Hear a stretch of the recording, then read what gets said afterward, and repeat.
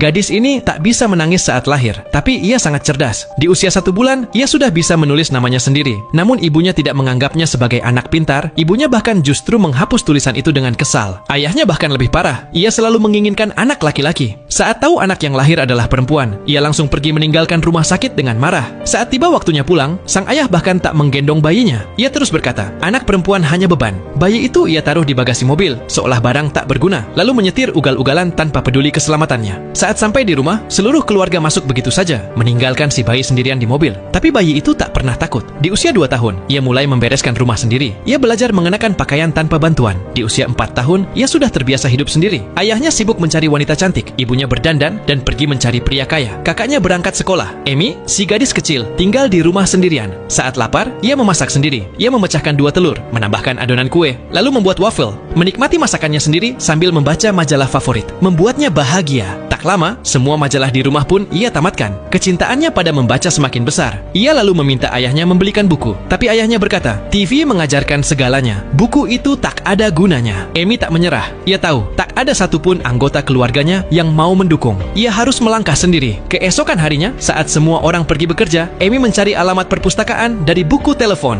Jaraknya 10 km, tapi itu tak menghalanginya. Ia pergi ke sana, berbicara sopan pada pustakawan, lalu masuk ke bagian anak-anak. Petugas perpustakaan terkejut melihat anak sekecil itu sendirian. Tapi Amy tak butuh siapapun. Ia merasa damai di tengah-tengah buku. Sejak hari itu, ia datang ke perpustakaan setiap hari. Ia menamatkan semua buku anak-anak, lalu beralih ke buku-buku yang lebih sulit. Pustakawan sangat terkesan dengan dedikasinya, hingga akhirnya memberikan Amy kartu perpustakaan sendiri. Kini ia bisa meminjam buku dan menghemat waktu tempuhnya. Tahun pun berlalu. Amy kini berusia 7 tahun. Ia sudah banyak belajar dari buku. Ketika dirasa cukup umur untuk sekolah, ia meminta ayahnya mendaftarkan dirinya. Tapi sang ayah yakin usianya baru 4 tahun. Ia bertanya pada istrinya, dan ibunya bilang 5 tahun. Padahal Amy sudah 7 tahun, tapi tak ada yang peduli. Saat akhirnya tahu bahwa Amy diperbolehkan sekolah, ayahnya mulai khawatir. Karena banyak paket dan barang dikirim ke rumah. Ia pikir harus ada yang di rumah untuk menerima kiriman. Akhirnya Amy tak jadi bersekolah dan mimpinya pun hancur. Ia masuk ke kamarnya dan menangis di hadapan buku-bukunya. Suatu hari, ayahnya pulang dengan wajah gembira. Ia baru saja menjual banyak mobil bekas. Ia meminta putranya menghitung uang. Tapi sebelum anak itu menjawab, Amy sudah menyebut jumlah totalnya dengan tepat. Ayahnya tak percaya dan menuduh Amy curang. Saat Amy menjawab,